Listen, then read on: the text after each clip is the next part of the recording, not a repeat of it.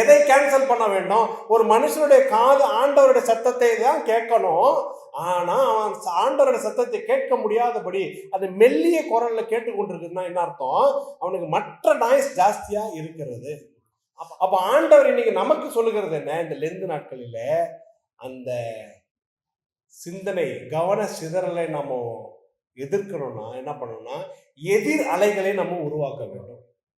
உலக அலைகள் என்னை தாக்கும் பொழுது, உலக சத்தம் என்னை தாக்கும் பொழுது, நான் தேவ சத்தத்தோடு அதை என்ன பண்ணணும்? நான் எதிர் சத்தத்தை உருவாக்க வேண்டும். அது எப்படி உருவாக்க வேண்டும்? கடைசி அந்த வசனத்தை சொல்லி அதோடு முடிக்கிறேன். 2 கொரிந்தியர் 10:5. அவைகளால் நாங்கள் தர்க்கங்களையும் தேவனை அறிகிற அறிவுக்கு விரோதமாய் எழும்புகிற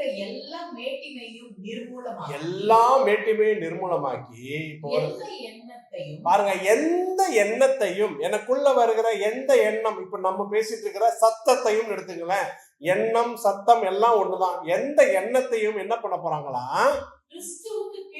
கிறிஸ்துவுக்கு கீழ்ப்படிய சிறைப்படுத்துகிறவர்களாய் இருக்கிறோம். ஹல்லேலூயா.